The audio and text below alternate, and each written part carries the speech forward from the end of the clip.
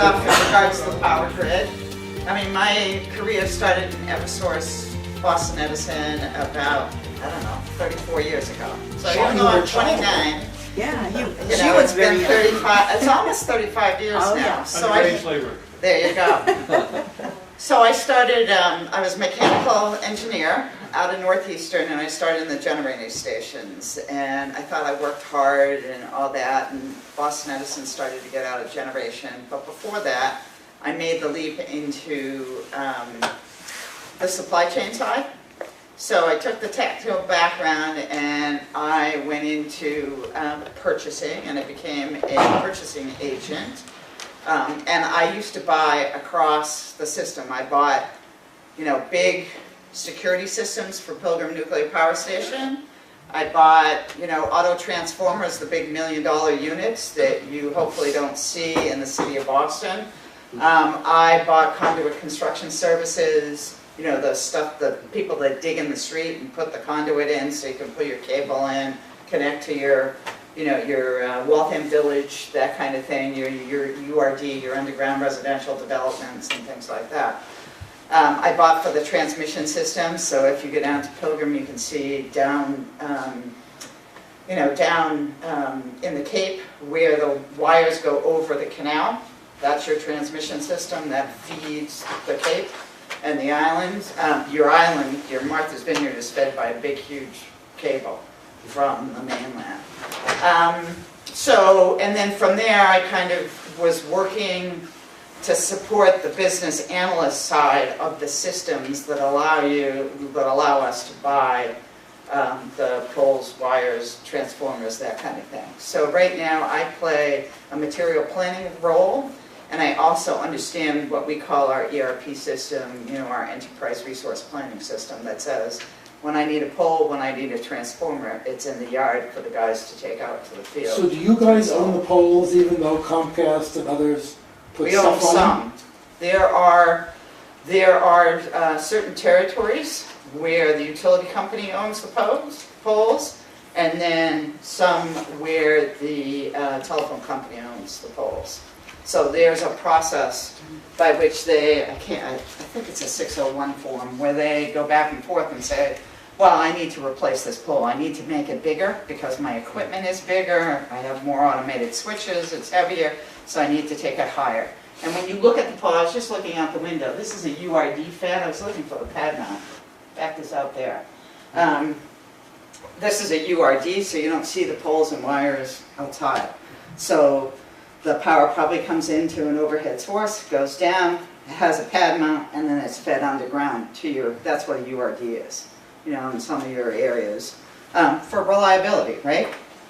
You give up ease and inexpensive maintenance for reliability, because it's underground. Right? And I experienced that, I mean, from a personal experience, you know, I grew up in Hamilton. We lived 800 feet off the road. Our pole, we had a private pole in our property. We were the last ones to get restored. We'll talk about that a little bit. I live in Melrose now. It's, you know, a condensed little place. It's near a substation. The last storm that we had, the last few storms that we had, I don't think we had a blink. So you live near the substation, and, you know, the company can bring up hundreds of customers. You're not going to lose your power, or if you do, it's a couple hours. Not the 7 days that we used to do, you know, in front of a fireplace as a kid. So, I just put this at a high level. You can stop me and ask questions. I do not pretend to be able to answer all the technical questions of what's going on. But, you know, even as I was coming in here today, I was listening, and they were talking about Massachusetts, the New England, the New England grid, talking about renewables, and how they want to get off fossil fuel by, I said 1950, I meant 2050. So you can see that there's a move afoot to get off the fossil fuels and move to renewable energy in the Northeast. So I'm just going to talk about the Northeast region, because different regions of the country have different trends that are going on. So this focuses on the six the 6 New England states plus New York. New York is sometimes in there. By the way, if you get to look at some of the stuff, I thought we were pretty cool in terms of, some of the stuff that goes on in the manhole and underground the city. Well, New York has us beat. I mean, it is amazing what they do and how they set up infrastructure work and how they work their maintenance crews and stuff. So I'm sure there's some YouTube videos and stuff in regards to how they do it and how it's set up. Because they could be 6 stories underground as they're doing the infrastructure and what they come across and what they face in terms of the traffic and all the logistics to support restoration. So if we... Are you going to talk about ISO as well? A little bit. Good. Yep. So this is what I thought... Stand closer to the slide. Sure. This is what I thought. Can you hear me, by the way? Am I yelling loud enough? Just, give me the sign. And if I'm not going in a direction, you can certainly ask me questions, because sometimes I think I know a little bit more than I think. So, today's agenda, I thought we'd talk about the generation. There were some comments about generation, transmission, the transmission system, distribution, some of the new topics in the power industry, what's going on, and any kind of questions. And stop me, please. Stop me whenever I blab my mouth off, or if you've got questions or whatever you want to do. So if you go to the next slide. And again, this is really high level.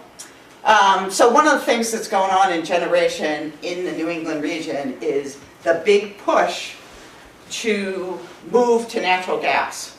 So, if you remember the winters that we had, like 2012, I don't even want to think about 2012. I gave up too many weekends for restoration. But one of the things that's happening is our power generators are moving to natural gas, as well as conversions from oil to natural gas. So there's a competition in natural gas capacity for our region.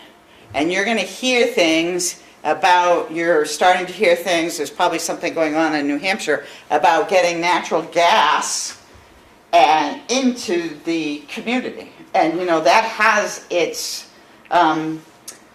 construction issues, permitting issues in regards to getting big pipes and pulling it in from the western part and the southern parts of the states and coming in. So what you're seeing is a big concern at the ISO level for pipeline. What does ISO level mean? It's the independent supply operators or the independent system operators. And there's another slide that identifies who they are. So, Does electricity come from long distances in this country? It can. At high voltages? It can come You have to in. bring the pipes in with the natural gas. Right? So- Necessarily. So they're really regional grids, and part of the problem is making sure that the transmission system can take from one voltage to another. So they need to be talking to one another, and that is a concern as we go into the 21st century in terms of electricity and how it's being managed across the country. Where are the excesses? We're kind of in a tight little corner, and that is a concern. And we'll talk a little bit more about that. So, natural gas price fluctuations, and sometimes, I remember talking to a couple of friends who had early gas conversions, and their house wasn't getting above like 55 degrees because they were going uphill, the pressure wasn't enough, the supply wasn't enough, and the pressure wasn't enough to get to their house. And their heating system was churning, and they couldn't get it above 55 in some of those cold days. It's a little bit better now, but it's one of those issues that New England is dealing with right now. So one of the websites that I came across, which lists some of the renewable generators and some of the traditional generators, is the NEPGA, and that's the trade association for all the New England generators. I was stunned about the information. It looked like a fantastic website. It's a great little website. So New England they're managing about 26 megawatts of generation in this area. So it's about 26,000 megawatts. I was just wondering how much storage capacity we have. Oh, I used to that's drive a- around as a kid and there'd be things going up and down, big, huge supplies, and there's the LNG. So why are we so dependent on these pipelines? Or is, we don't have enough storage? What, So there's the storage All of the thing, above. there is the flow, there is the use, because we've done over the last probably 10 years. We used to be fairly consistent on oil on the generating stations. It's not so anymore. You're doing more and more and more months on natural gas. So the capacity, the need for it, the demand for it is actually going up, and that is the big concern. but what about The storage just is, increasing the storage capacity? well, that's probably, nobody wants it in their backyard, so there's storage, there's all sorts of issues in regards to the capacity issue. There's storage, there's getting it here, because the pipelines aren't, the supply lines aren't there to be able to provide it. And there are various underlying discussions going on in the New England region in construction as well as regulatory as well as the utilities. Because Eversource actually is more of a customer, not in the business of natural gas. They're a customer, they use the output of the product. So, and I believe it's the same with National Grid now because of the divestiture. You know, the divestiture of generation, keeping away from transmission and distribution. So your utilities in this area are primarily distribution and transmission companies. So if you go to the next slide. So, you know, picked off the internet, this is a coal plant. Coal plants, there's a whole big article on coal plants and how, you know, coal, because of cost, because of climate, you know, the use of coal in power plants is, you can see the trend going slowly down. And people, especially in this area, are moving more to the renewables. So, you know, coal plant, the one that I like to think about is, I like to look at the skyline in Everett. And, you know, I remember going to what we used to call the Mystic Station. And it's on, you know, Route 99. And if you look at the skyline, you can see the old plant, you can see the newer plant, you can see a somewhat newer plant, and then you can see the combined cycle plant. And when Boston Edison got out of generation, Exelon company bought, and they made a business decision to stay in generation. Exelon bought the Mystic Station. And you can see, you know, you can see Mystic 1, 2, and 3, which was the coal plant. You can see 4, 5, and 6, which was coal converted to oil. You can see Mystic 7. Mystic 7 was oil, then converted to gas. And then in the background, you can see smaller footprint, you know, no fly ash pile. I have awful stories about Mystic, but, you know, no fly ash ponds or anything. There's a combined cycle plant. And they probably cycle on and off depending on what kind of generation needs. And just because I'm thinking about it, you would think that New England, and I don't know what it is now, but you would think that New England is a winter peak company. They hit their peak, you know, generation-wide need of energy in the winter. It's not. It's the summer. You will see your highest load requirements in the summer, probably because of air conditioning. And then, you know, so that's what you'll see. Do you have a 25-word definition of combined cycle? No, I don't have a 25 word Okay, definition. I don't want to go into a long aside with it then. No. Okay, that's fine, okay. So just a little trivia. The first generating station in the U.S. was in the 1880s, and it was Pearl Street Station, and it was steam energy or steam engine technology. And basically these plants were coming online for lighting in the community. So that was the driver behind getting generating stations going and supporting lighting in the community.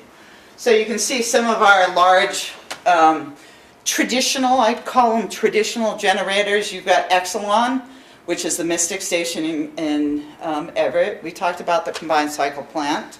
And if I were a really good mechanical engineer, I'd be able to talk about combined cycle, but not anymore.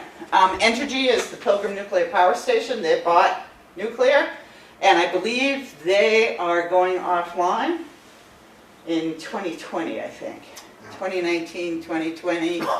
I threw up PSE and G because that's been in the news lately. That was one of the players in the New England market as far as a generator. They have just filed for bankruptcy.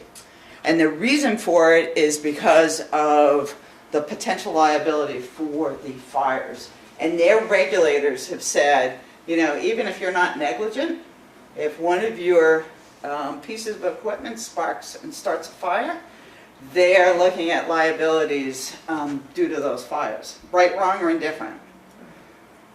When you say steam engine technology, the steam engines drive turbines that generate the electrical power? Yep. Yep, that's exactly what it is. And then I just threw up the renewables, because renewables on the generating side are becoming far more viable, and they're becoming more important in the Northeast region. And a couple of them that I threw down were the Block Island Wind. I believe that's off the ground, running, doing its thing. And then I deliberately picked the energy storage in Martha's Vineyard because that is the name of the game now. So somebody mentioned in here and talked about you need, you know, the problem with electricity is you produce it today, you got to use it. There's no good economical, efficient way of really storing it. So the name of the game is, if I produce it, I want to be able to store it. And if I can store it, then I can use it at different times for different reasons. And I can balance my load and things like that. So that's the name of the game. What are the technologies going on? And that's what's being talked about now, is what's my energy storage solutions. And we'll talk a little bit about that later on. Am I doing okay? You're hearing me? Yes. Okay. Is cogeneration used at all by the big, it's mostly businesses that are using large industrial concerns that use cogeneration. Maybe it's more popular outside this part of the country.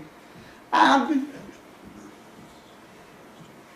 think it is being used large, large facilities, like a Mass General Hospital. Mass General Hospital may make a business decision to say, I need a source of generation here to support. And they may be selling back, and they probably are, if I think about it.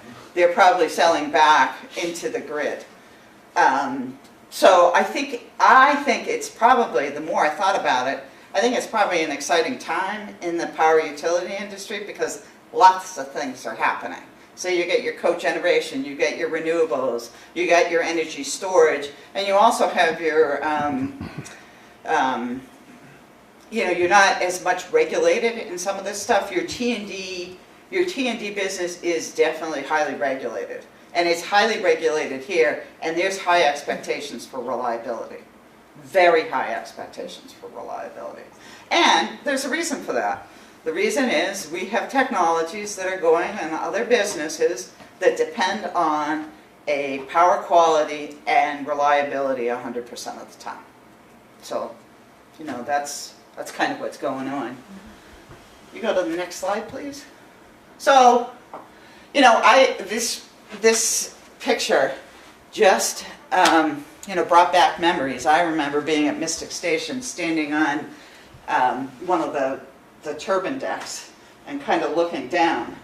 And when I think about, a power station is huge. I remember being in the boiler, and I was in what was the Sky Climber, and I was in the white hard hat. I forgot to bring the white hard hat. I had my safety shoes, but I was in, I wasn't in a boiler suit going up the boiler. I was just riding up because I wanted to see what it was like. But a boiler is 9 stories high. It's when you stand in the boiler, you're looking up and you're going, this is 9 stories. And in Mystic Station, it was kind of suspended from the ceiling. So Oh my you're going up in a sky climber. You know, like the thing that goes up and down and cleans your windows on a skyscraper. So that's what these guys, and they used to, and I realized, when I was going through, I said, I'll be an engineer, I'll finish my degree, because I'm not going through those board holes, and I'm not scaling the boiler during an overhaul. I'm just not doing it. That was not my thing. And another little story, I remember walking on the 5th floor of the boiler at Mystic 7. And it's kind of dark, and you're on, the steel grating, and you're kind of walking around, and I'm looking, and I can see, and the passageway is about this big, and I can see on the side of the building, or on the side, going, this is an orange glow. Why am I seeing the orange glow over there? Well, there was a cut or a tear in the wall of the boiler. So as you turn around the corner, you can look into the fireball of the boiler as it's going. Well, what the guy neglected to tell me was if they lost the pressure in the boiler, the fire flame comes out. So, you could be walking around the corner and going, oh crap, there's, we lost the boiler and there's the flame. So, and then there are the other stories that say there was and this didn't happen in my tenure that I know about, but, there's a leak in the steam pipe. So the boiler's going, right, the steam is flowing, you got the steam going to the turbine, you got those big pipes, you got high pressure going through, there's a tear. Somebody could walk through there and you can get cut in half by the steam leak if you're not careful. And that has happened in some of the, utilities have had accidents. But back to the fun story of the turbine. This is a power turbine, so probably out here somewhere there's a generator. What's the size? And what am I looking at? This is the turbine. This is the power turbine of a power plant with the hood off. Yeah, how big is I it? know, but how big So is it? this could be, How big would a person be standing next Oh. to this? Yeah, that's what I meant. this is huge. Yeah. This is huge. That's why I asked. It's huge. You see those Could a little person be cylinders? this big, or this big, or this big standing next to them? You might be, you might be, I don't know. yeah, Show the depending foot on- to the head, approximate foot to head. About 20 feet. How many fins up? So that thing's maybe 50 feet high. What's the diameter? Oh, now you're asking. This is probably, I'm trying to think about what Mystic 7, this looks like a Mystic 7 turbine. Mystic 7 was, I can't remember the megawatt It's size. not important. It was a big, this is a big machine. I'll tell you size-wise from the size of the building. So, and this was the point of the little story was, see all these little holes? Yeah. These are all little holes. Those are all bolt holes. So when you're in a turbine overhaul, which is probably 3 weeks, you're taking the entire turbine apart. And when you go into a turbine deck, which is the size probably, I don't know, a soccer field, something like that. A soccer field, a big industrial building.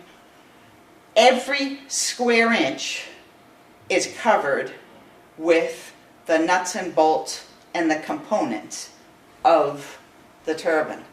And it is an amazing thing to see, this has all been sandblasted, it's all been cleaned out, and they have to put every single nut and bolt back in properly before they can start. And they do it in 2 to 3 week overhauls.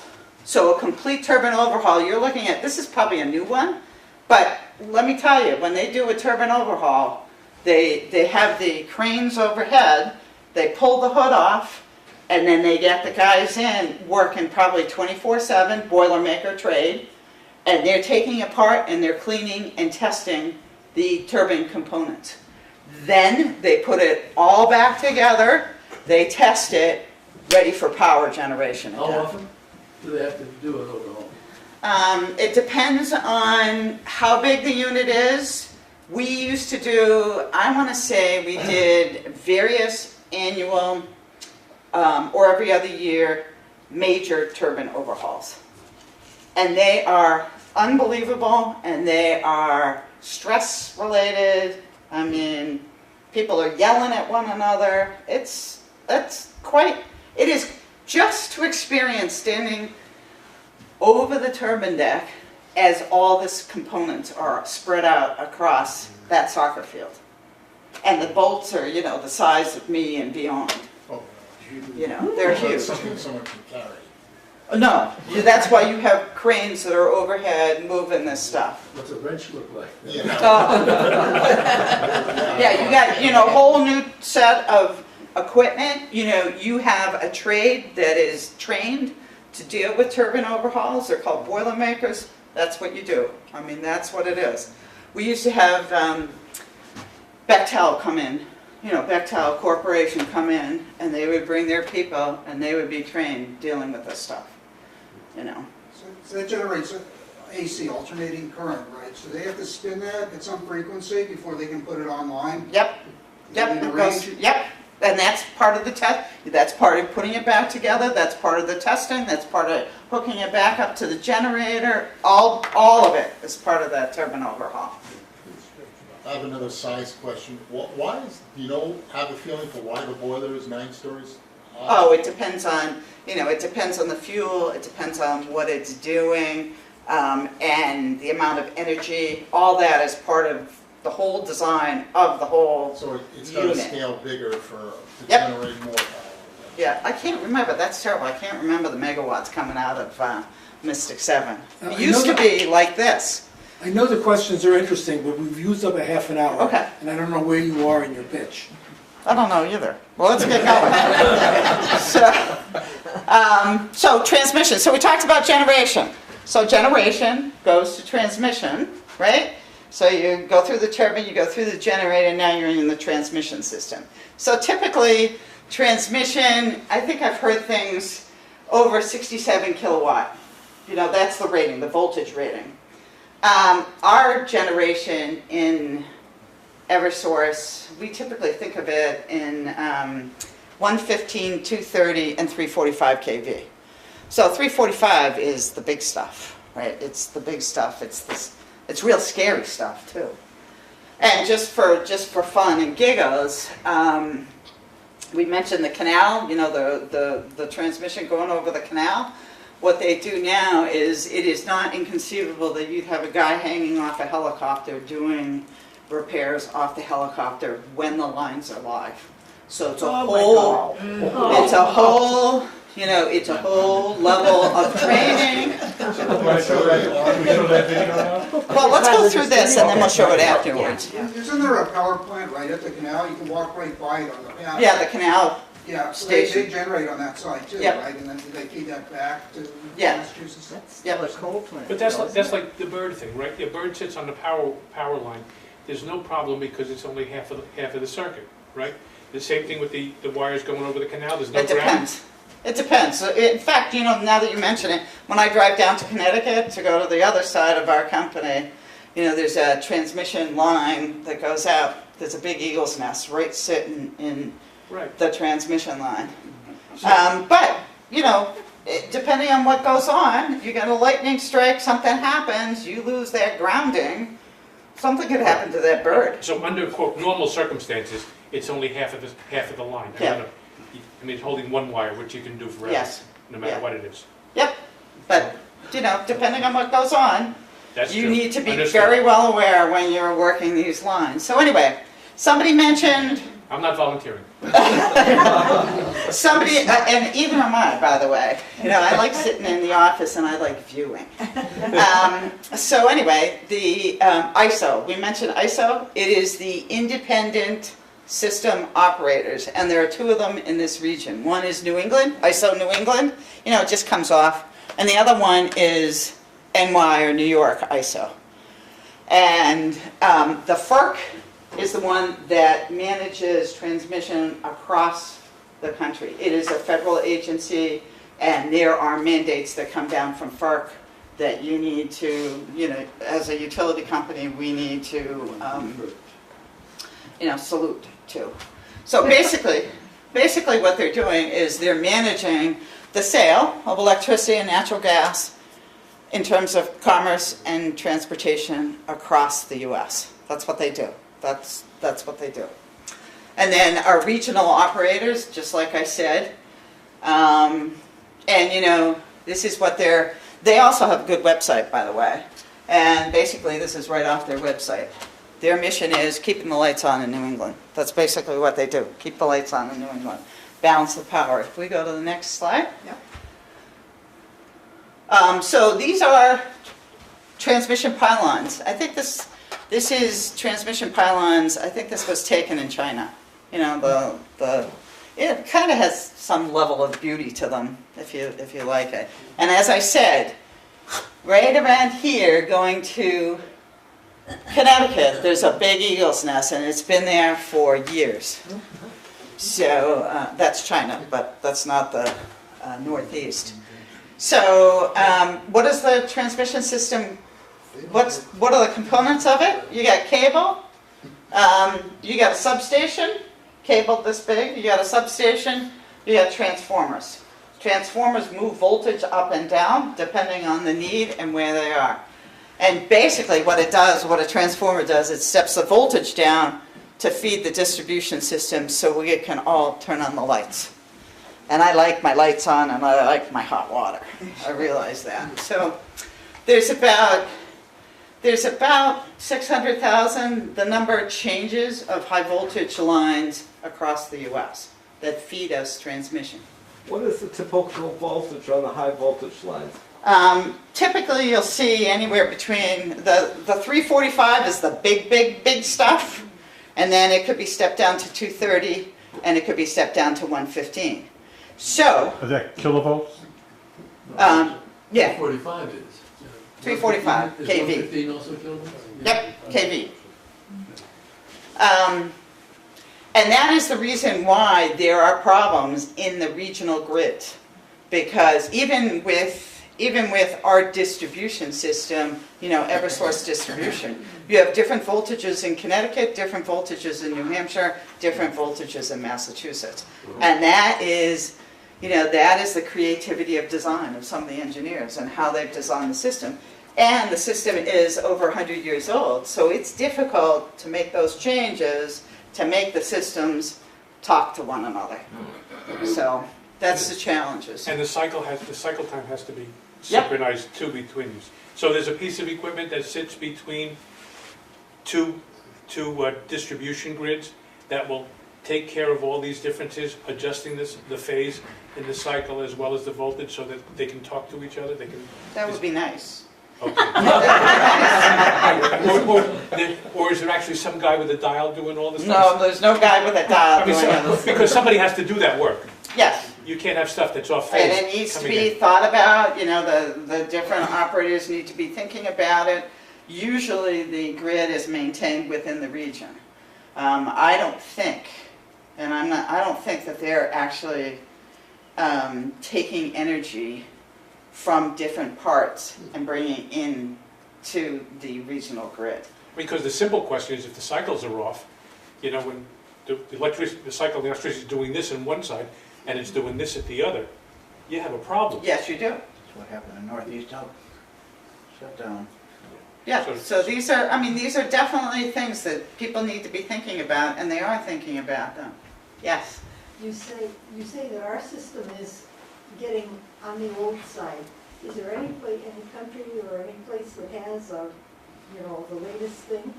Well, so when I said that the system is old, but over the course of years, technology has gone in and we've upgraded. There's been billions and billions of dollars spent on building redundancy, being able to switch, this circuit goes out, bring the power through this circuit.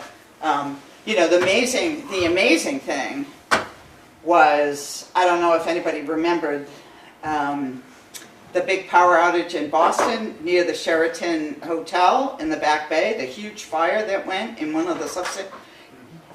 They ran distribution cables in the streets of Boston and brought the Sheraton and the Back Bay back within 3 to 4 days. That's what, I mean, that is pretty amazing. I was amazed. They brought generators in. We had generators, coming out of our ears and noses. And then they would hook up and make sure that the big customers had their power. But they had them back in 3 to 4 days. So they could switch the power around because of the redundancy in the circuits, and they minimized restoration. And the engineers came up and under pressure did some creative designs to be able to make sure that you minimize that outages. So there is reliability stuff in multiple different areas that's going on to the tune of billions of dollars. So if we go to the next slide. Question, this cable that's sitting in front of me, where is that used? Is that a high voltage line? So this is distribution system. This is something, I got to go into the splicing school. Yeah. This is an underground cable. And this is, I wanted to see, when we buy what we call, this is a heat shrink joint. So I'm bringing two pieces of cable together, and this is a heat shrink joint. So when you used to think, even in my heyday, used to think of a splicer was an artisan. They would go into the manhole and they would splice using lead splicing, cable. And it was an art. They had to get the right temperature. This comes in a kit. You open up the kit, you have a torch, and I'm pretty bad with the torch. They're like, you are not going into the manhole with this torch. And now you build its layers. You open up your kit, there's the pieces. I did this, I didn't know what to do with it afterwards, but I did this maybe 4 or 5 years ago in the splicing school. So the splicers that are coming in, getting trained, go into the splicing school, and they learn. But I'm sure technology has made this even better. This is a heat shrink where you would need a torch, and you are shrinking the plastic to cover your splice. They also have cold shrink where you don't need the torch. So, heat shrink, you went from, lead splicing to the kits to heat shrink cable, joint kits. And then now they're at cold, and they probably even have elbows now that they just slide on and ready to go. But you still have to splice the cable inside. How do you splice the cable inside? They actually have the kits where they're bumping up the cable together, and the kits are so good that after you're done with your construction of the kit, they're lining up the cable. The reason why it's so big. So right in the middle there, the reason why it's so big is you want to keep the moisture out. So you want to keep the moisture out. You want to maintain the integrity of the, I can't remember all the, I wish I brought one. That would have been kind of fun. It's actually pulling the cables together and just Just using. a butt joint? I mean, is it Yeah, a butt joint? You yeah. don't finger them? And what are the little metal things along the Oh, side? that's just to hold the casing together, the materials and the casing together. And that's 4 or 5 years. They're always, the Raychems, the utility power supplies, those folks are always looking for new technology. Back in the 80s, we lost power in Bedford because some underground animal chewed through this stuff. Is that still a problem? So one of the biggest can you hand me that poster, please? Somewhere on here is called an animal guard. Somewhere, wildlife protector. So right here, wildlife protector. When you read the reliability reports that come in daily that say, you got a failure or you had to send somebody out, guess what? Guess what the number one piece of wildlife is the biggest culprit? Squirrel. Squirrels. Because they climb up the lines, they go across the lines, they chew on the cable, reliability. So, we talked about reliability. There's a big reliability project. Somewhere around here, cutouts, lightning arresters, animal protectors. How you put those components together, how you protect your overhead hardware and your infrastructure. So big, huge reliability project. We actually brought contractors in at one of the, after one of the storms and said there's a big reliability. And you can actually, talk about supply chain, you can actually see the spike. So we used to use, I don't know, I'll just throw out numbers, 1,000. We used to replace, when the guys go out, we used to replace, 1,000 cutouts, that kind of thing. because of the contractors, because of what we were doing, because of that month or 6 weeks of having contractors on the property, you can see that spike go up to over 2,000 units. So, you know, so there's, right now there's programs going on for what they call grid mod. Well, that's grid modernization. Putting out the switches out there that are allowing two-way communication to the guys in the operating rooms and saying, hey, my performance, my equipment performance, my quality of power, all that reliability, back and forth communication. They can send information to the switch, they can get information from the switch. So, and they can sit in there, locked down, operators, you know, with the big panels that say, you know, this is my 230 kV system, you know, this is my 345, this is my distribution system, these are my circuits, and they can manage it that way. So I put this here because this is a great representation of how it all works. It says, here's my power plant, generating, this is my transmission lines, this is my substation, these are my businesses, these are the power, and by the way, you can start sending this around. This is your overhead hardware, this is your pole, you know, and when you look at poles, by the way, just so you know, poles are shared by fire, police, Comcast, all that. The utility has the stuff at the top. It is at the top most. Okay? It is at the top. It has to have certain spacing in order to make sure you minimize interferences, electrical interferences. So when you look, it's at the top most.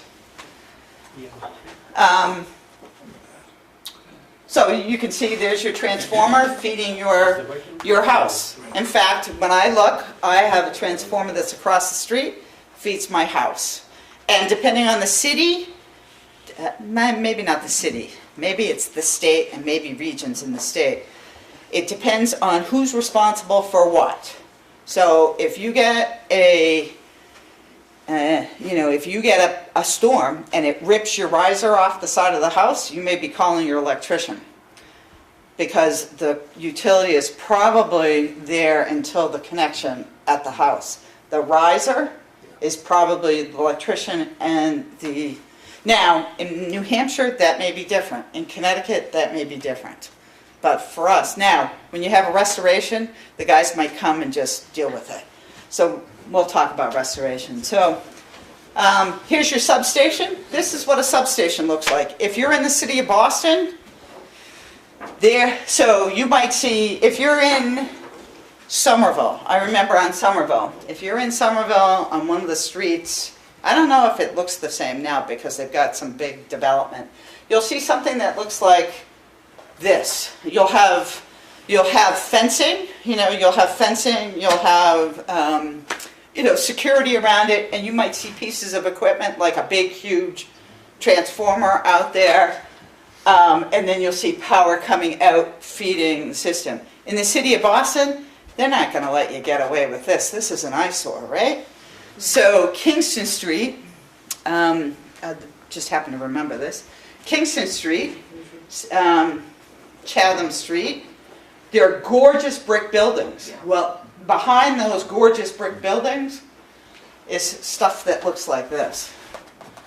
So, There is one right over by Hon Pond.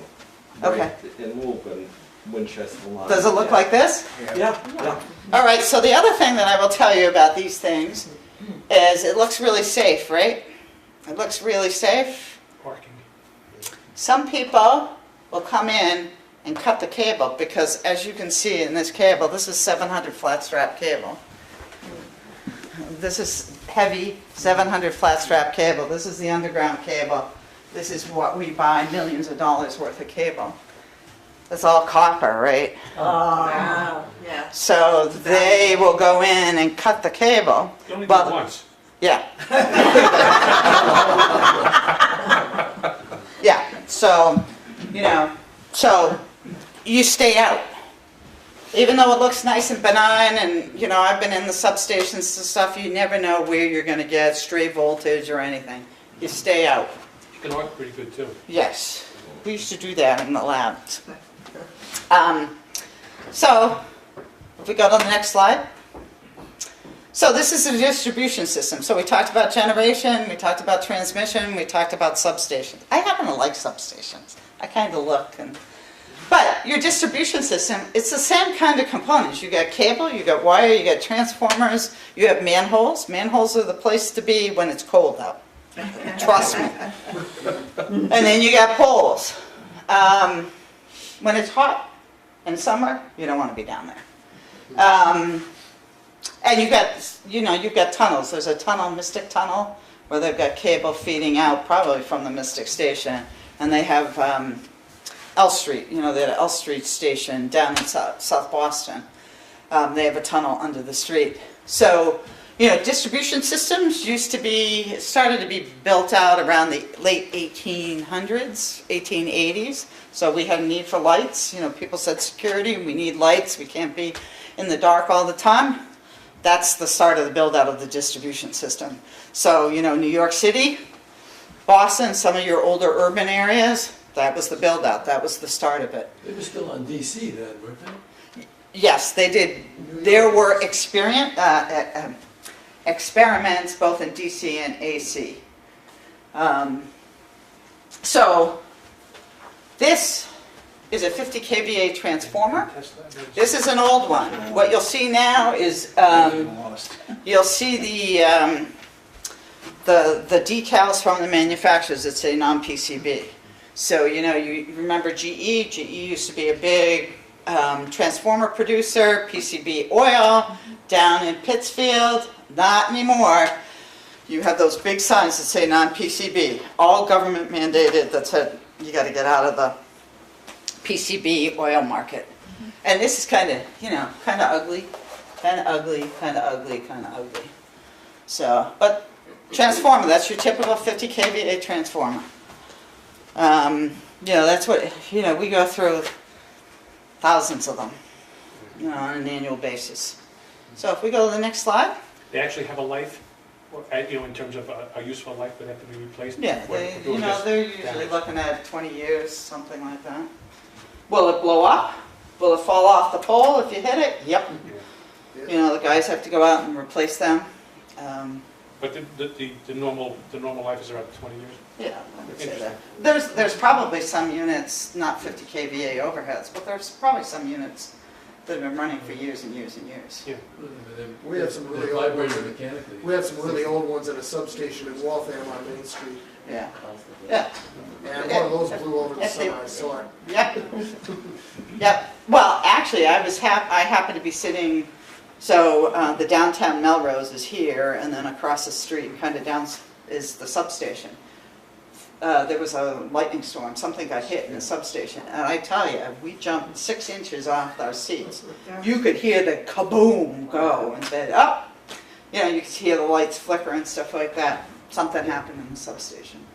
So we talked about generation, transmission, distribution. We talked about the substations. By the way, substations can be both distribution and transmission depending on what they're doing and determining the voltage. And the guys that do the system planning, they're like, sometimes it's hard to designate whether it's a transmission station or a distribution station, depending on all the equipment that's going on in there. So what's new in the industry? So we talked about the rise of natural gas in New England. So New England is getting away from the fossil fuels, the oils, and moving towards more of a natural gas. In the same time, they're moving towards renewables. So what are the renewables going on? And by the way, just because I'm thinking about it right now, one of the challenges that the linemen, whatever, experience now is all those home generators that are on the system.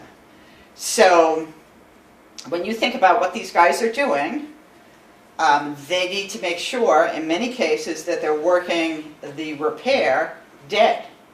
So they're communicating with the system dispatch people, and they're saying, yeah, the load upstream is dead. I can get my hands on the line to be able to do whatever repairs I need to do. Well, now what they have to do is make sure that the backfeed from the generators they need to be trained to be able to go test to make sure that they're not getting backfed from generators that are on the system. So can they somehow shut down the houses that are feeding back into the? They will, I don't know exactly what their protocol is, but they have to test and make sure that there's no energy being fed into the system from those generators. How do they keep them from somebody turning something on? So they will, many times they'll disconnect, there might be a switch and they can disconnect. So it's something, hold on one second, there's something called, what's happening also in the utility industry, which is big, is distributed generation. And that's what we're talking about, your big generators and your small generators. So the small generators are the house, the big ones, they have to determine, if the proposal comes in, they have to determine, can I accept this power into my grid? And then what's the equipment that needs to be there to be able to handle that new generation coming into the system? Big business, big stuff going on. Somebody had a question. So these home generators and also the distributed generation, that all has to be permitted and engineers have to sign off on it. Yes. And there's regulations about that. And if homeowners violate that, they're in big trouble. Yes. So it's a big You deal. can't just put in a generator. Right. Right. And your big generators, you know, your big generators like Mass General, they will go in for a proposal and there's a feasibility study that's done and there's money that goes back and forth. Because if we have to do upgrade, you know, if we have to do upgrade to the system, that's going to be at the customer cost to accept that in. So, When you put in, when a large customer puts in a generator, like, you know, use Mass General for example, when they put a generator in, because they need constant power and all that good stuff, there's no safety switch in there Oh, to yeah, stop there's safety. to stop the backflow, so that if the, you know, if one side of the switch is not energized and the other side is, that's the infrastructure that needs to, that's why these distributed generation proposals come in and they get reviewed by engineering and then there's a design put together to deal with that question, as well as, is the infrastructure of the grid sufficient to be able to take that power in? Is that the reason I've noticed that there's a lot more, I don't know whether they make manual or they're automatic switches on the poles that are, is it for that reason? So the real reason behind that is reliability. So the real reason behind, so there are programs called distribution automation. So distribution automation is I put a switch out there because it's communicating to my control center. It's communicating back and forth to our dispatch center. And it's saying, instead of sending a truck out there, you can get information about the equipment and about the system. So you will start to see switches going out. There's another program that's called Grid Mod. We call it Grid Modernization. It says, I have technology out there. These switches allow me to manipulate from a digital perspective, using digital technology to operate the switches, rather than have manual, you know, the manual cutoffs and things like that. Is that where hackability comes in? Oh, you are good. That is a big concern. That is an ongoing security concern. It's, you know, the whole IT, the whole communication structure, and how do you protect the system from that? Big stuff happening. There's a whole hardening of the system in regards to security to the particular units. And there's surveillance and stuff like that. You had a question. Don't these large data centers consume a huge amount of power? Oh, Is yeah. special planning for that? I mean, I read a while ago that Google's data centers, and this was years ago, were consuming something like 3% of consumed power. Google, those are big storage centers next to where power is cheap. For example, their biggest one, I think, is up in the Pacific Northwest, right next, you know, almost within spitting distance of a hydroelectric plant. Well, they also want it to be a cool environment, because they say they have a huge amount of power spent just on air conditioning. Right. Well, that's what these Mostly if you're doing cryptocurrency. No, they go hot. Did you have a question? Yeah, so you talked about the process by which some,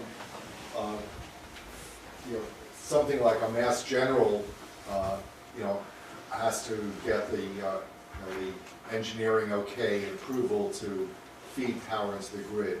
What about all the homes that have some solar panels that, at midday Same thing. may be feeding power into the grid? How is all that sort of checked out? And also, I've always wondered, I know frequency matching is vital, and it's frequency synchronization, and I don't know how they synchronize all those to the grid frequency.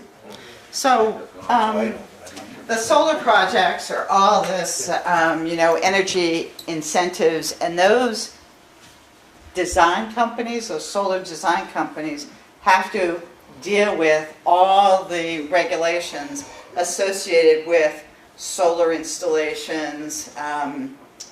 If you put a wind turbine in your backyard, all those things are regulated. They have to be designed for.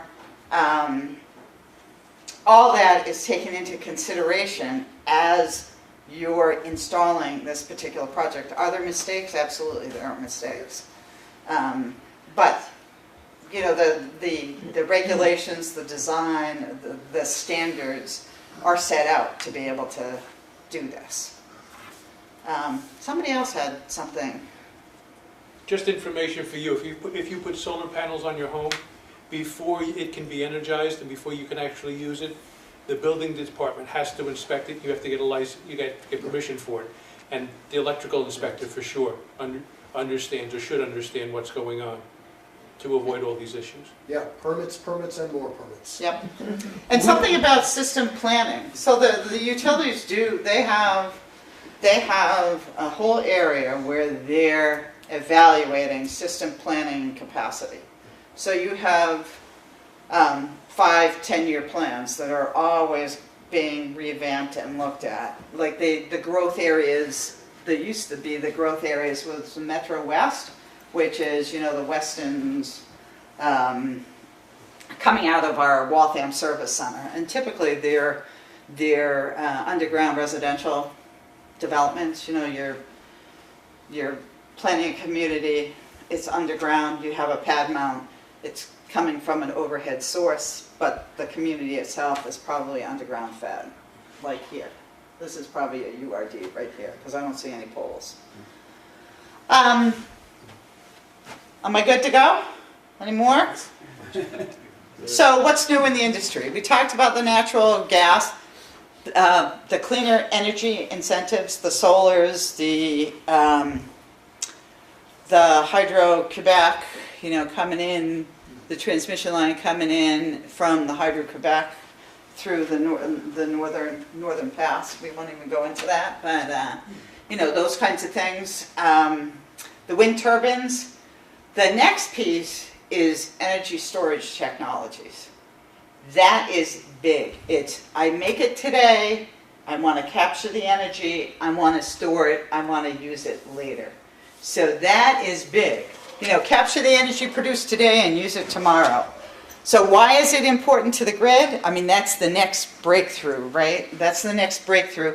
I want to be able to balance load.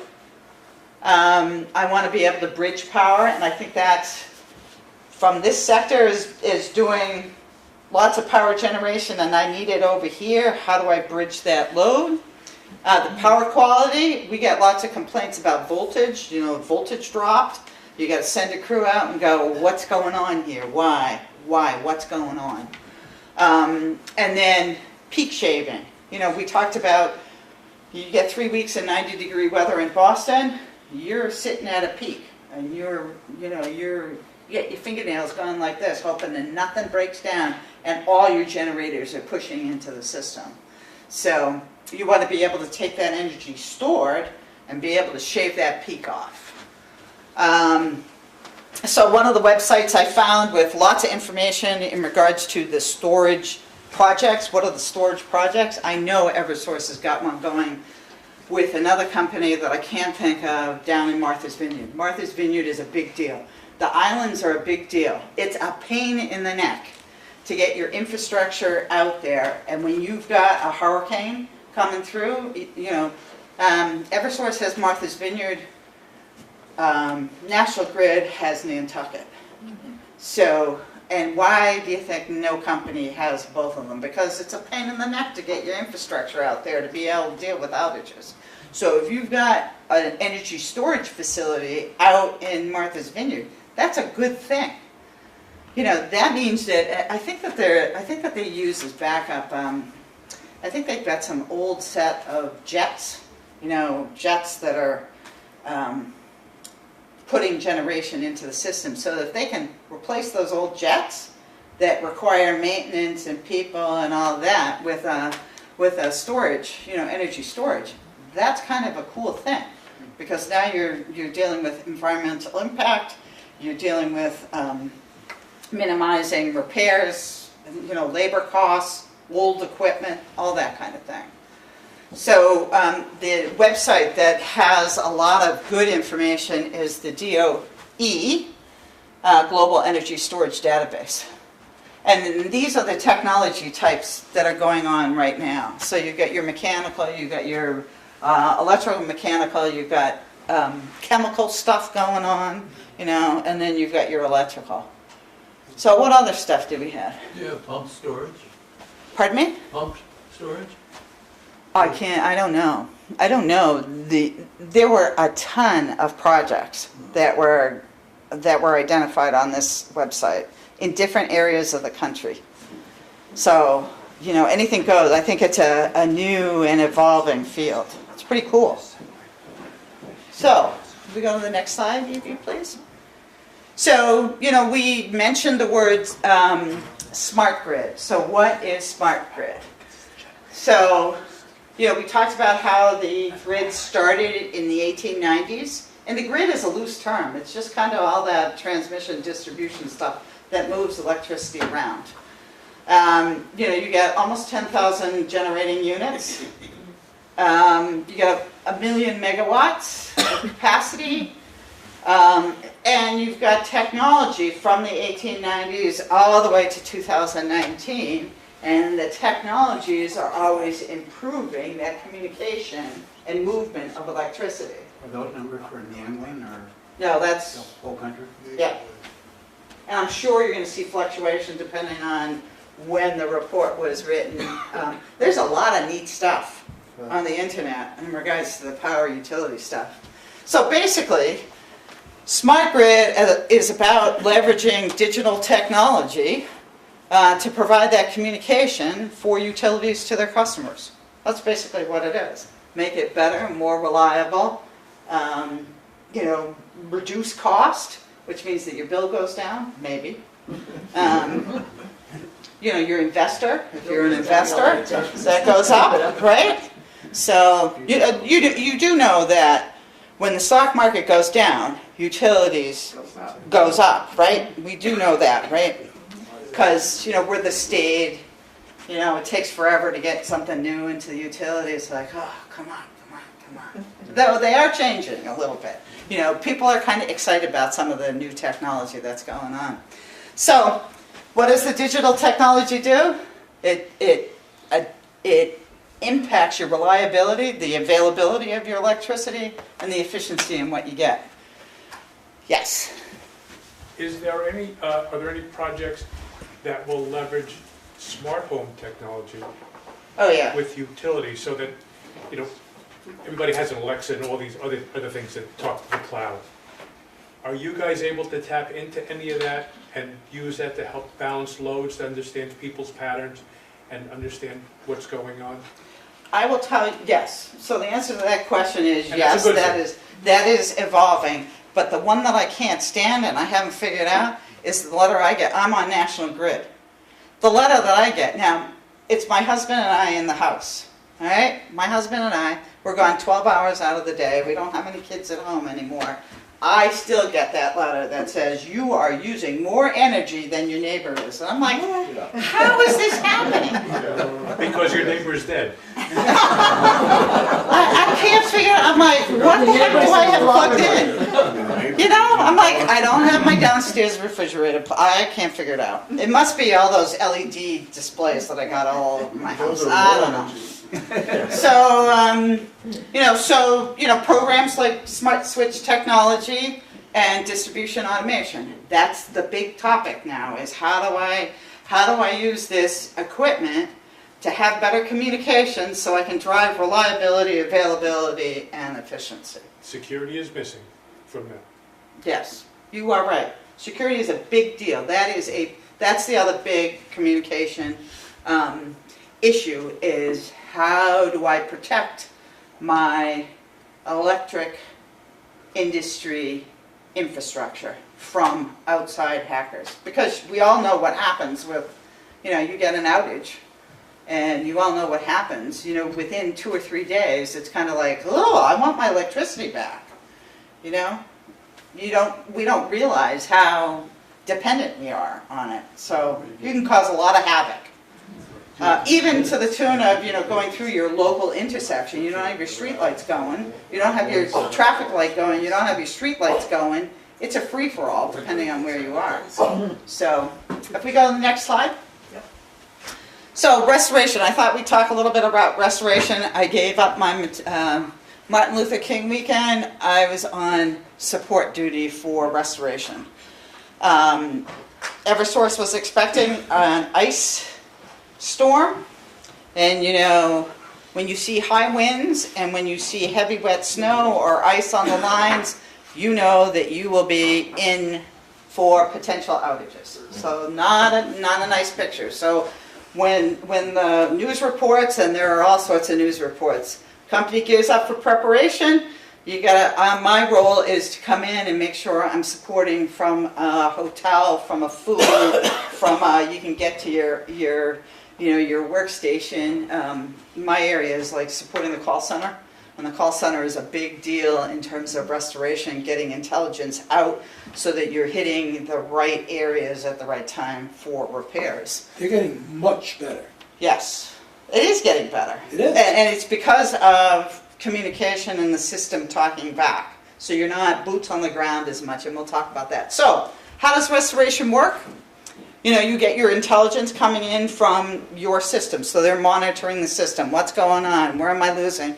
And one of the things I remember, I think it was 2015 storm. The storm is in the midst, and they don't typically do restoration work, actual restoration, until the storm's over. So you're in the midst of the storm, unless it's an outright emergency, you're not seeing troubleshooters go out and people fixing things until the storm dies, and then they're out. And they're using that time to prep and saying, well, you gotta go here, you gotta go there, you gotta go there. But one of the things that, you can look at an outage map, and I'm pretty sure you can go on the Eversource website, you can look at the outage map. Yep. Well, 2015, at the storm, and you can tell by color, So if you looked at the Cape 2015, that big, whatever it was, Right, the right. blizzard, it was black. So the entire Cape was out. Why was the entire Cape out? They lost the transmission line. So when you think about restoration, they get on the Cape, they pull that transmission line, they repair the transmission line, whoosh, everything, the outages go away, the black goes away, they are up and running because they're looking at the biggest bang for the least amount of repair, right? So they're going to pull the transmission line in, and then all of a sudden all those outages go away because everybody has their transmission again, or they have their feed of electricity again. So if something happens in the generating stations, well, Eversource, National Grid are not in the generating business, but the generation guys, who's got what, they're balancing power, the ISO people are looking at the power. Transmission lines go next. So you fix your transmission because the transmission is feeding the distribution system. Your substation, you have a problem in your substation, you're fixing your substation.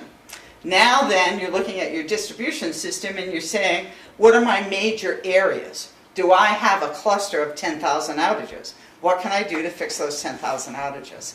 So they're going by numbers and critical customers. So as I said, I lived in Hamilton. When I was growing up, I had a private pole. Guess what? That's one customer. Right? You're at the bottom of the list. I'm at the bottom of the list amongst, the other private poles. I live in Melrose, big cluster. Infrastructure's there. We're tightly packed. Less wind, less damage from elements. Same as Cambridge, when I lived in Cambridge. I very rarely was out. And if I, Some customers can pay for higher levels of service, is that correct? you know, If you're a small business but you really want it, you can pay for it, and you can bump yourself up to the top of the list? well, It's not the top, but higher. I'm sure there's probably, I'm sure No, that there's, contractual arrangements between, yes, I'm sure that there are contractual arrangements. You just get it. You know, and then there's critical customers, they have critical customer lists, you know, if you're on an oxygen machine and they know. right, in hospitals, police stations, fire stations. But even individuals, if you're in a life, you know, if you're on a life-saving device, then they know about that, and they will address those from a community standpoint as well. So there's a whole infrastructure out there dealing with, you know, the communication, what's going on, providing data back that says, you know, your estimated time of restoration, I think that's it, UTRs, you know, there's a whole science behind it and how it's communicated. Can you address why we haven't had an outage like 1965? You're going to ask that. You knew I was going to ask that. But I mean, did they do something really special in 1966 so these kinds of things can't happen again? Well, I do not think it cannot happen again. I think it is minimized. I think it is minimized, and you can always have human errors. But as I recall, A went out, which grabbed power from B, which didn't have enough, which grabbed it from C. Dominoes. And dominoed down. So I if they think so- increase isolation in some way that it can't, you know, Well, that's what I cascade. meant. That's what I'm Yeah. asking. So I think that there's a multi-level response to your question. So I think technology is one. So the better technology is available, better communication, better equipment, isolation, all that kind of thing to prevent the damage propagating through a line. So there's that, and you can isolate different areas of your circuits, and then you have a redundancy, so there's that. But there's also, the utility companies will always do a lessons learned. So how can I do this better? Every single thing that they do. So every time they do it, you know, there's a little bit better, there's a little bit better protocol, there's a little bit better communication, there's a little bit better training with the dispatchers. You know, there's a little bit more training and education for your dispatchers so that they're aware of certain situations, so that they can say, oh, well, this is coming here, I know that this is going to be a problem, so I need to address it, and they raise it up. So there's more proactive dealing with some of those issues. So, can it happen again? I'm sure it can happen again. Was that a single point of failure, or is it just an unfortunate sequence of events, the 65 outage?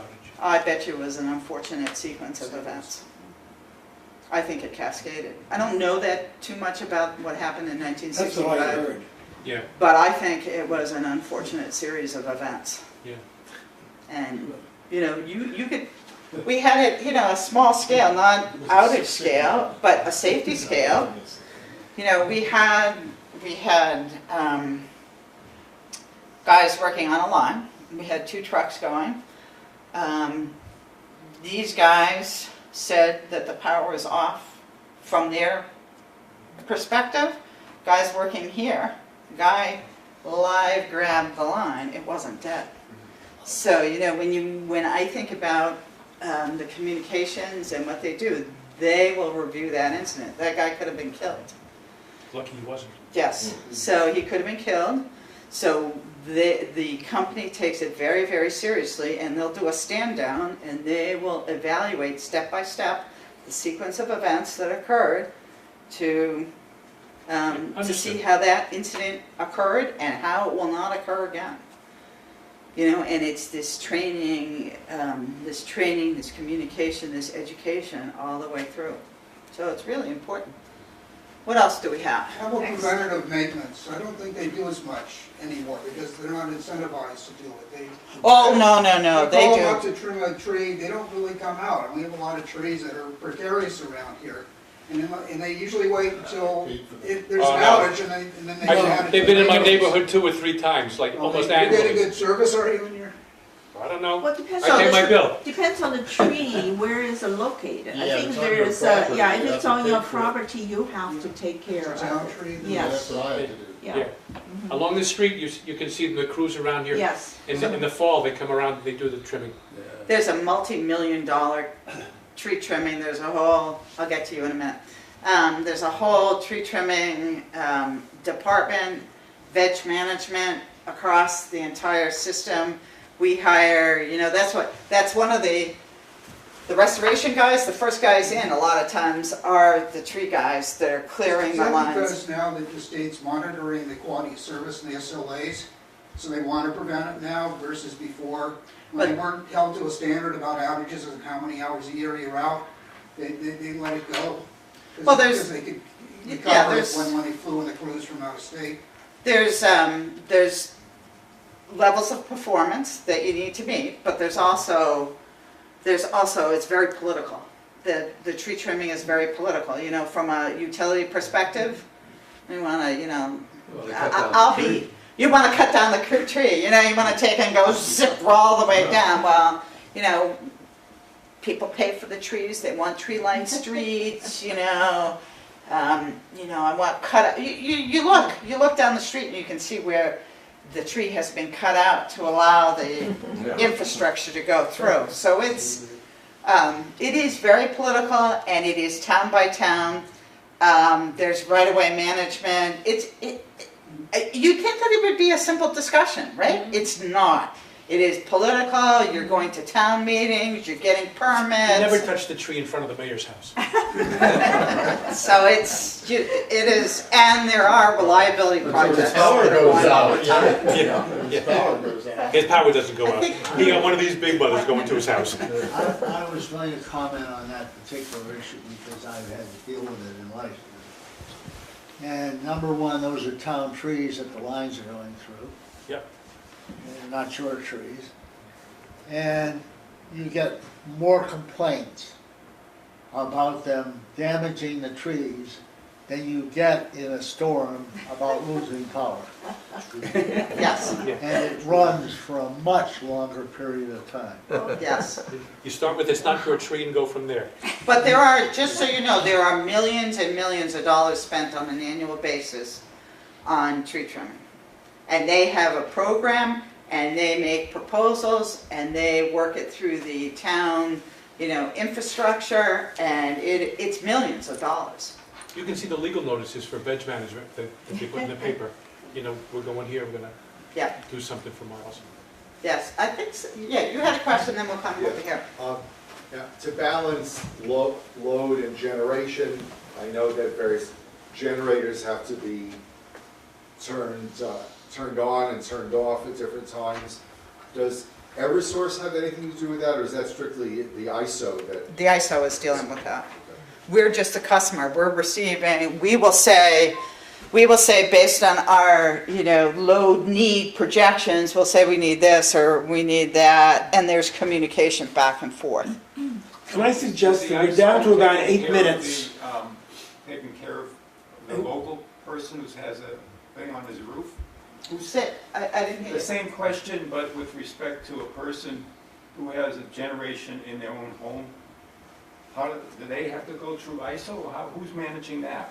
Oh, no, usually it'll be when you do your installation, there's usually some kind of agreement that goes back and forth that says you have this generating capacity, and it's usually small, and you'll accept it. With transmission or with distribution that they're negotiating? It's with your local utility. It's the T&D company. Can we give Jackie a chance to finish, because we're getting close to 11:30, and then hit more of the questions at the end? Yeah, one more question, because she's Okay.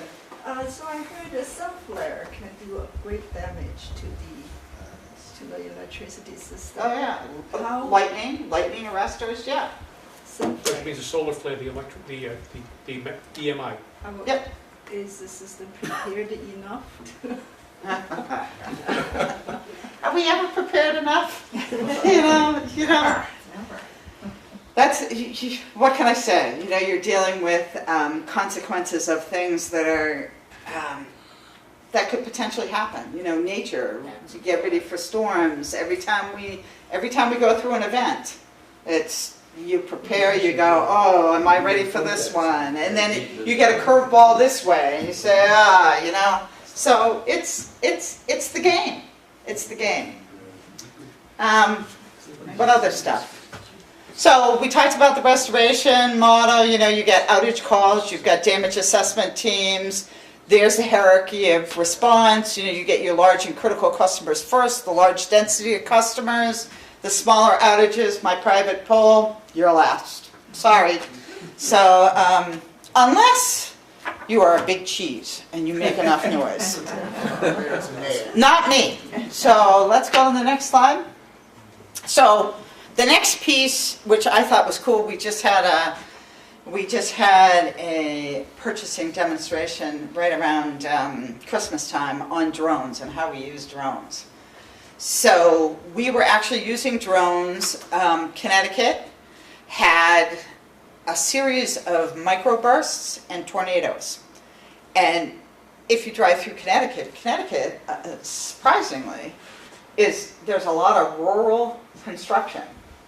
So when they had their microbursts and storms, they had a lot of concentrated damage in rural areas that were difficult to get to from a bucket truck perspective. So they are experimenting with sending drones out to get the intelligence that you need to be able to make effective repairs. Where do I send my people? Do they need boots on the ground and a backpack? Can I send a bucket truck out there? How many crews need to go out there? How many poles am I replacing? What's the span of wire that I need to do to, you know, how many houses are out there? You know, how many were destroyed? How many can't make calls into the outage management system to say, I'm down, because all their infrastructure is gone. So they're using drones, and they're also using drones in terms of transmission. So remember we said FERC manages the transmission lines, and they put out edicts that say you need to have so many inspections of your equipment to make sure that you maintain reliability. So are you going to send, we used to send helicopters over the canal, you know, to view the transmission lines and the structure of the cables, right? A guy, a helicopter pilot, and a guy kind of looking, got cameras, LiDAR, that kind of thing to manage your infrastructure and be able to say, yep, I got cross arms I need to replace, pull, you know, bracing, that kind of thing. Now you can use a drone, and I don't mean the $1,000 drone that you fly in your backyard. I mean a $250,000 drone that has LiDAR cameras, that has certain infrastructure on the drone, so you can look. This happens to be a wind turbine. So if you've seen the wind turbines and you've got up close to a wind turbine, a guy has to climb up the wind turbine, right? He's got climbing equipment on him, and he's got to climb up. Now you can send a drone, and you can see, well, in this particular case, you can see if there's corrosion here, and you're going to have to get, you know, a crew up there, or a replacement part, or what kind of replacement part, without endangering your people. Right? So now you can use it, and you can see the drone. I love that picture. This is over a solar yard. You know, so you know, your right of way. You got to do inspections of your right of way. So that is an interesting whole topic. So what can you do? Your inspections, your intelligence, your equipment. And also, by the way, I was watching I think somebody I think you did send a video or something in regards to, you can actually use the drone for some construction activities. So think about, you know, a robot on a drone hovering over one of these doing some kind of welding. Oh my God. You know? So rather than somebody sending, but it raises the privacy issue. So when you bring drone into the distribution system, people's backyards, now all of a sudden you're working with a stable, you know, resistant to change utility company, and you've got this exciting technology that can really be used. How do you maintain, your privacy, what are the rules around it, what can you do? So, let's go to the next slide. So, what's going on? You know, we talked about technology changes. I can't even count the times I've said technology changes, challenges, all that business in the utility. There's challenges with public policies, tree trimming. How do we get our tree trimming done? The regulators, you know, the regulators say you got to do all this stuff and you haven't done it well enough, and, you know, rate cases and all that crap that we deal with. You know, customers can become customers, and I was on a website. Customers should be better informed. What do we want? What do we need? You know, electricity is no longer a privilege. It's a necessity in our lives, right? So I want to say that the information that's out on the web is amazing. Some of the websites are just unbelievable. You know, I just Googled a few things and went, this is pretty darn good. You know, if you've got time in your hands and you want to learn about some of this stuff, it is amazing.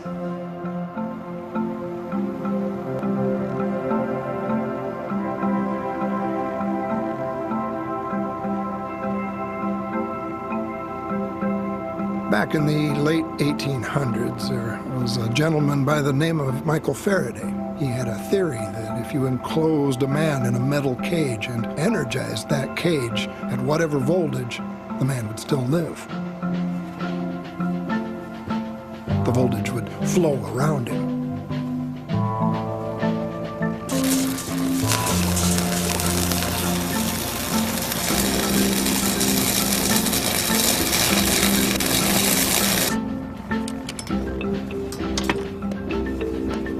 I wear a hot suit.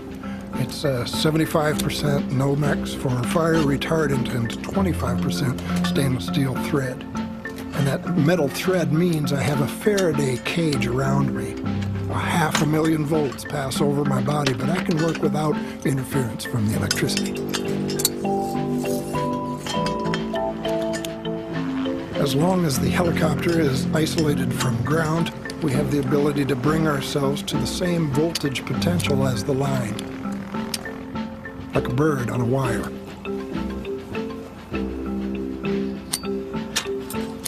Our pilots are very smooth. It's like they can read our every thought.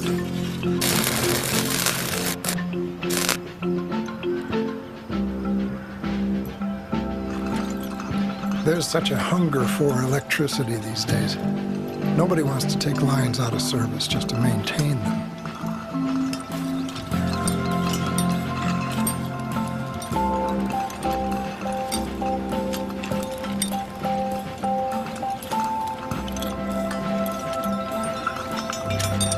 I've had many people ask me, do you think what you do is safe?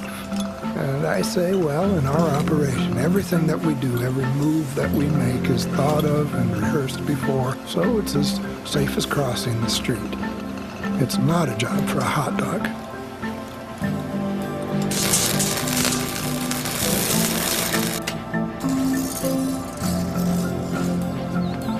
There's only 3 things I've ever been afraid of: electricity, heights, and women. And I'm married, too. He's a smart man. What was he looking for? A squirrel. He was looking for an electric woman. He would stay closer to the ground. Thank you so much. That was really